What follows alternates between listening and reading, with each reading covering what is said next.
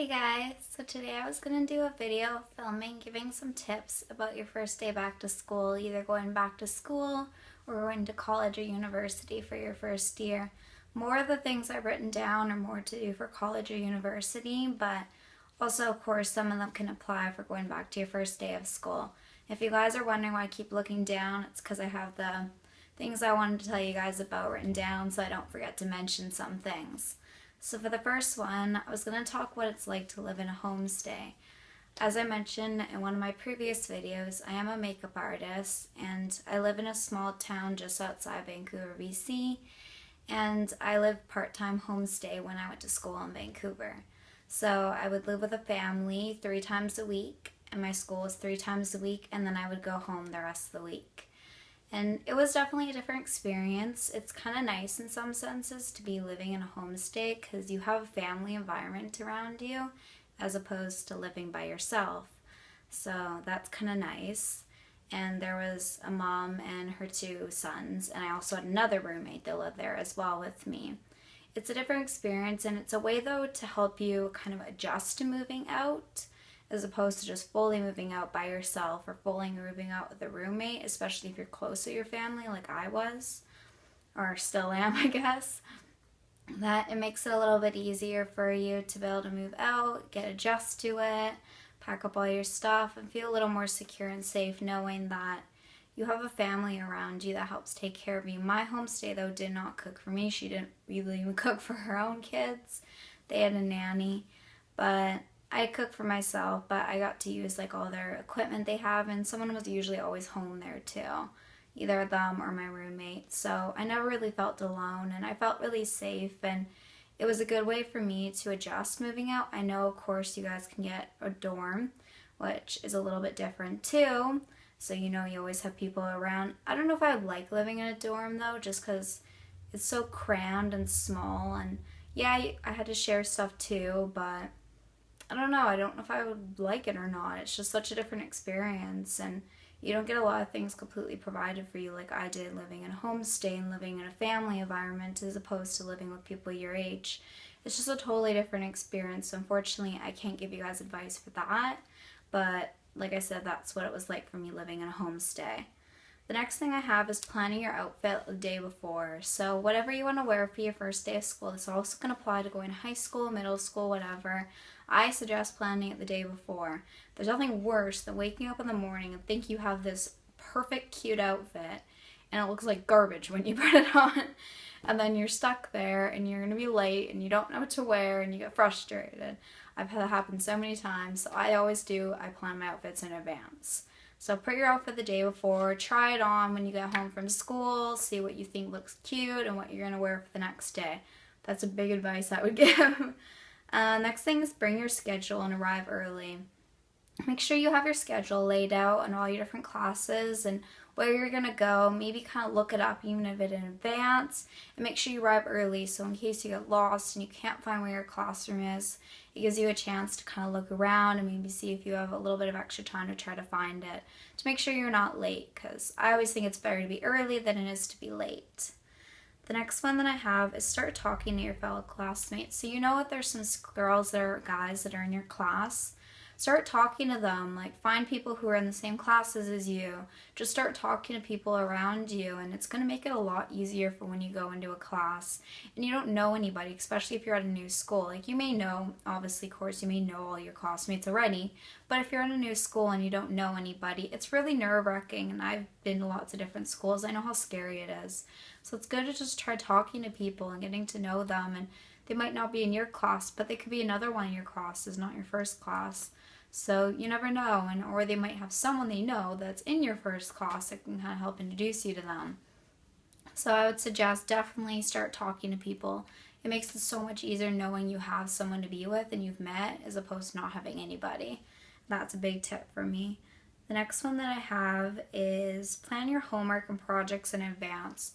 There's nothing worse than having to do another thing. It's nothing worse than having to do a project last minute. I'm always the type of person who's organized, and I do things in advance. Like, I hand the project in advance typically, or of course on the due date if they don't want it before. But I always make sure I start my projects ahead of time. So as soon as they give the project to me, I pretty much start it. So I don't let it hang off and be like, oh, I'll do that a few days later, whatever. I start it right away. So that way I can kind of slowly work on it as opposed to having to cram it all in at once. And I know some people like that. That's not for me. I don't like that. I don't want to have to cram it all in there. I think it's better to kind of start right when you get the project and then start from there and slowly have time to work on it and not be rushed. And I think that way too, you're going to get a better project than having to do it last minute. It's just going to be a sloppy rush mess. So that's another tip from me. The next one is study in advance as well. And my favorite way to study is reading out loud. I really enjoy, I try to find so many different ways to study that works for me.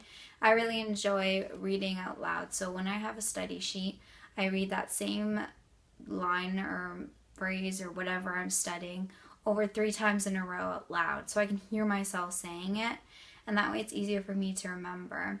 And like I mentioned, study in advance. Don't wait till the night before to study for a test. It's the worst thing you could do, and you're not going to do good typically unless you're naturally just really smart. But if you're not, it's going to be really hard for you and you're going to struggle. So I suggest start studying in advance. Study a little bit every day, just like your projects. That way you don't have to rush into it. Or if that works, you can try if you're trying to struggle to figure out how to know how to study. Like I said, read out loud. Try reading it out loud over and over and over again yourself. And then after I do that, at the end, I test myself. So I read out the question, and then I cover up the answer, and then I answer the question for myself. And that's what I found has worked best for me, is hearing someone say it out loud as opposed to doing it in my head. That just doesn't work for me. So that's a tip on studying. And the next thing I also do when I study is I highlight. So I highlight all the key points that I know are going to be on the test. So take a pink highlighter, whatever color highlighter you like, and just highlight everything important. So that way too, you know, we need to study that harder and know that the best before other stuff. That's another thing. So when you're reading it over, make sure you really know that part. The other parts, of course, you need to know them, but that's the key points that you need to know because that's what's probably going to be on the test. So that's a good tip that I've learned that has helped for me quite a bit. The next one is volunteering in your field, especially like for when you're in college or whatever, or university it's more applied to. But one thing I regret is never really volunteering, like for being a makeup artist and doing a lot of free makeup gigs. I did some, but I really didn't do that many, especially while I was in school. And I think it was more hard for me because I had to commute a lot, and that was a little bit difficult. Because I did live at home part-time, so I would go home after the 3 days of my classes. And it was hard for me to constantly stay out, and I wanted to see my family and go back home and whatnot. So that was a little difficult, but I know I still could have done it, and I just didn't. And that's something I really regret. So it's really good to know that, and people like it when you volunteer for something you're interested in doing. So taking the time to try to see what it's like, and make sure too you like it, because it's another way to show you, are you really liking what you're going to school for? Because I know a lot of people struggle with that too, deciding, is this even what I want to do? Do I even like this? So it kind of gives you an opportunity to try it out, see what you think, and like I said, employers really like it when you volunteer. So I would highly suggest that, and that's something I honestly really regret doing. And you can pretty much easily volunteer anywhere. Just look up places that volunteer and the kind of field you're in, and contact them and see if they're willing to let you help them. Next one I have is taking advantage of free presentations. My school had speakers come in, or makeup artists, or companies come in. A lot of times I just was not ashamed to say it. I just kind of ditched them with my friends. I don't know, I didn't want to go. I wasn't in the mood to go to them, and I just always skipped them. And I really regret that because I missed an opportunity to meet some good speakers and get some advice from them. It's always good to get advice from people who know more than you do. I know we don't always like hearing advice from other people, and we don't mean like being told what to do always. But I really think it's beneficial, and you can learn tips from them and how they became successful, what they went through in their career, what works for them, what doesn't work for them. And that's something I really wish I would have taken advantage of, that I didn't, and I really regret that. So if you have speakers or talks come in, I know they can be really boring at times, but I'd really recommend like taking advantage of the speaker that comes in. You never know what you could learn from them. The next one is after your first year, try to find a small job.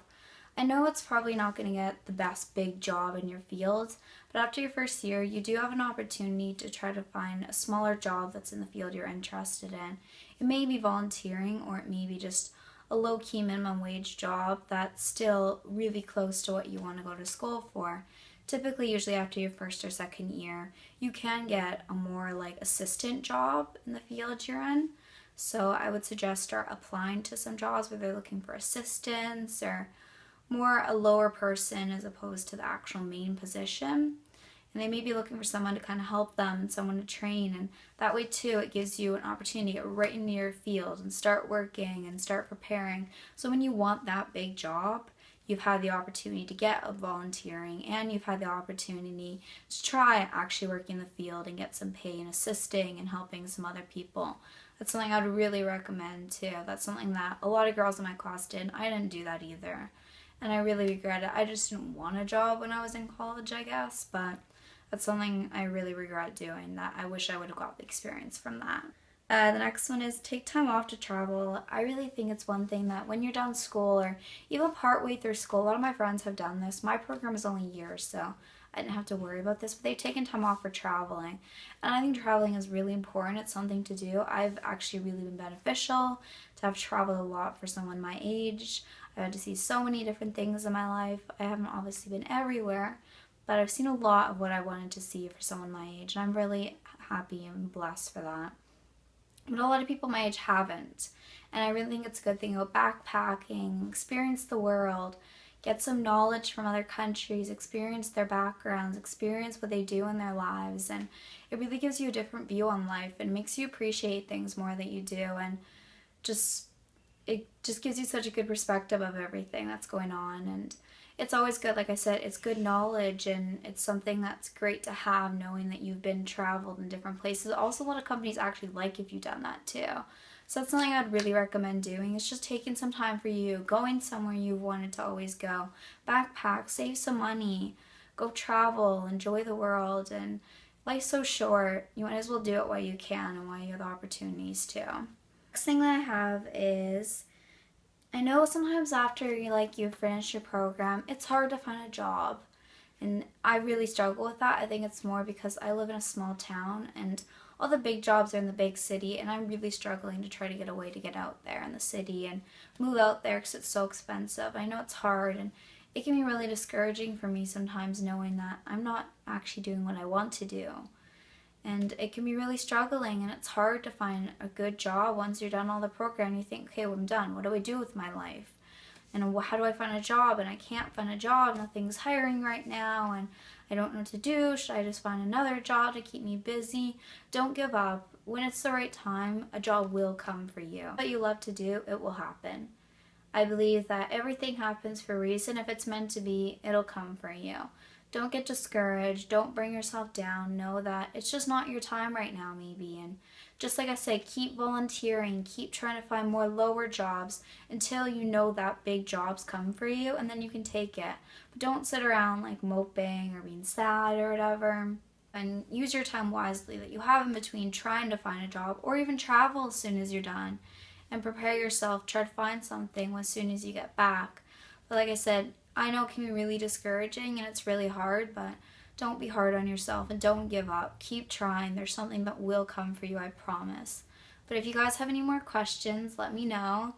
And that's what I have, some advice I have for you guys for going back to school and for college and after college and all those different things. I know September's rolling around the corner, so everyone will be going back to school soon. But I hope you guys have a great rest of the summer, and talk to you guys later. Bye!